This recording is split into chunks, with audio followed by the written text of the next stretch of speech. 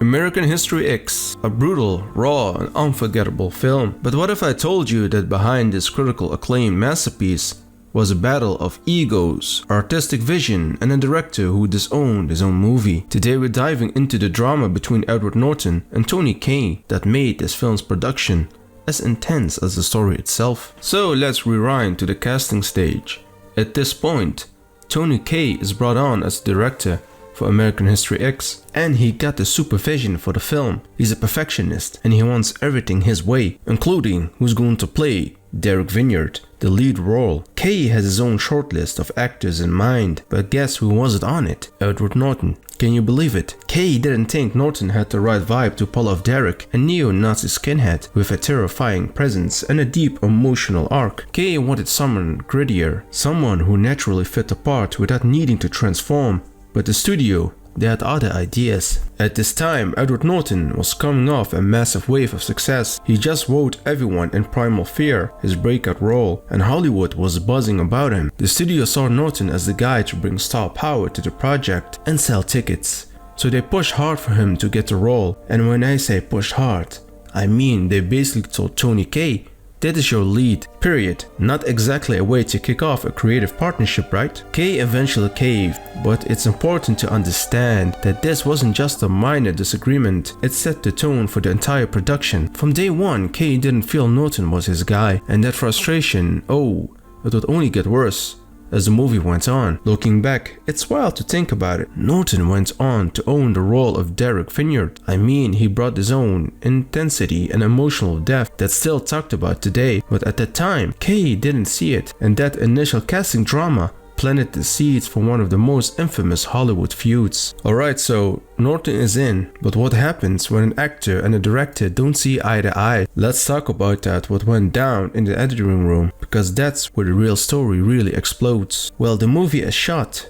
the acting is done, but the battle, that's far from over, and this time it's all happening in the editing room. So here's the situation. Normally the directors get fully control of the final cut of the film. They're the ones with the vision, right? But Edward Norton, being the actor with so much creative freedom, decided to get involved in editing, and not just a little bit. He took full control. Norton basically started making decisions. First day on the set, we had a director, Tony Kaye, and he goes, Guy, you have the green light. Bring me to this role, whatever you want to bring to this role. I was like, thank you. He said, but let me warn you, I'm the director. And he said, Ed has a tendency to want to direct, actors. Don't do it. Don't listen to him. Ed was doing that. He was, an actor should never direct another actor. And what scene should stay or what should go, and how much focus his character should get. Here's the thing, Norton wanted Derek's transformation to be the front and center in the movie. He felt his character's emotional journey was the heart of the film, and he wanted to shine. So he made these changes, emphasizing his character's emotional depth and struggles more than other elements. But Tony Kaye had a different vision. Kaye didn't want the film to be just about Derek. He wanted to make a statement about racism and hatred and redemption as a whole, not just focus on one person's journey. The movie was supposed to be about Derek's past, but also about the world he was part of, the people around him, and the bigger issues. But Norton's cuts, they really shifted the focus away from that. Kaye was furious. He felt like Norton was taking over his film and turning it into a star vehicle for himself. My vision of the film never made it to the screen because Edward Norton, the actor, was permitted by the producers to edit and alter the film, increasing the role of his own performance while decreasing the integrity of the picture. The power struggle between them wasn't just creative, it was personal. Kaye saw this as an attack on his vision. He believed that the essence of the film was being lost in Norton's edits. It wasn't just about fixing things. Norton was changing the soul of the film to fit his own narrative. To make it worse, Norton didn't just make the changes and call it a day. He pushed for them. He was super vocal about his edits. And I say Ed is misunderstood because what I got from that was that he cared about the entire film, cared about the process. His way of going about it may have been wrong, but I understood why he was doing the things he was doing. And even had meetings with the studio to support his version of the film. He was a big enough star at the time that the studio leaned towards his side, which just left out Tony Kaye feeling completely sidelined Imagine being director of a film and realizing that the actor has more power than you. That's exactly what happened here. Kaye's frustration grew to the point where he couldn't even recognize the movie anymore. It wasn't the film he set out to make. It was a movie shaped by someone else's interpretation. So now the director's stuck, the actors running the show, and the movie heading towards a massive clash. All that tension, it was about to explode. So after the adding power struggle, things didn't exactly get better. In fact, they went off the rails. Tony Kaye, completely fed up with how the film had been altered, had a full-blown meltdown. This wasn't just a little frustration, this was Kaye disowning the film, and it all came to a head when he made a bold and wild move to erase his name from the movie together. Kaye was so angry with how the film had been changed that he wanted to remove his name from the credits, and not just change his name to something different. Oh no, he went from something totally out there. He wanted to be credited as Humpty Dumpty.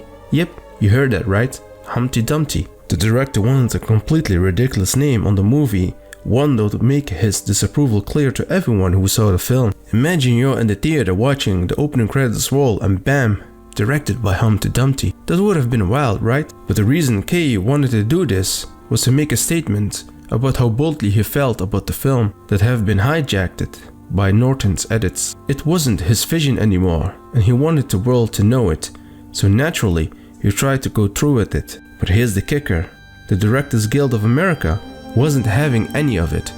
They rejected Kaye's request, saying that he couldn't use a name like that. So instead of Humpty Dumpty, Kaye's name stayed on the movie, and he didn't like it. He still claims that the final cut wasn't his, but there was nothing he could do about it. It's hard to even imagine how frustrating it must have been for Kaye. He had his heart and soul into the project, and it was like everything was slipping through his fingers. Norton's edits had turned it into something different.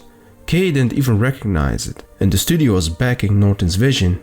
Kaye had no control anymore, and if you thought it was just a small disagreement, think again. Kaye took his anger public. Despite the editing battles and the Humpty Dumpty fiasco, American History X hit theaters, and it broke through in ways no one expected it. The movie quickly became a massive critical success. Audiences were blown away by Edward Norton's performance, which was raw, vulnerable, and downright gripping. His betrayal of Derek Vineyard was one of the rare performances that left a mark. People couldn't stop talking about it. It was a complete transformation, and it earned him a Best Actor nomination at the Academy Awards. So yeah, the movie became a huge talking point, even though it had almost torn itself apart. Behind the scenes, Norton's performance was so compelling that it overshadowed all the chaos. Critics hailed it as a career-defining role. Some even called it a masterpiece. The film's message about racism, violence, and redemption resonated with people, sparking conversations long after the credits rolled. It was like the raw emotion of the movie itself won out over the infighting that went into making it. But here's the crazy part. While the movie was being praised by the critics and fans, Tony Kaye was still completely angry how it turned out. He didn't care that it was being called a modern classic. Kaye felt like his film was lost somewhere in the mess of the edits and compromises, and he still refused to accept it as his own. Even though American History X went on to become a cultural phenomenon, Kaye wasn't having any of it.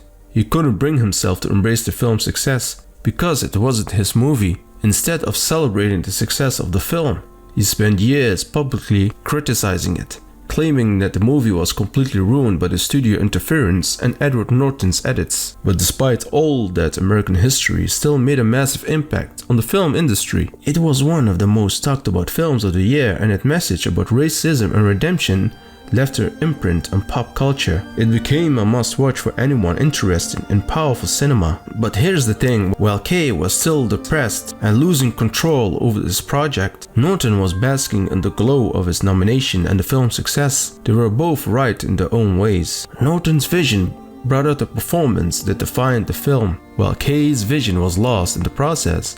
But in the end, the world saw American History X as something bigger. So we're left here with a wild paradox. American History X was a massive success, but for the people involved in making it, it wasn't exactly a victory either for them. Norton got the recognition he deserved, but Kaye walked away with a vision shattered. And the movie itself, it stands as a testament to the tension between creative vision and commercial compromise. If you enjoyed this breakdown, make sure to like and subscribe, and hit the bell so you never miss out on more deep dives into your favorite films. Thanks for watching, and see you on the next one.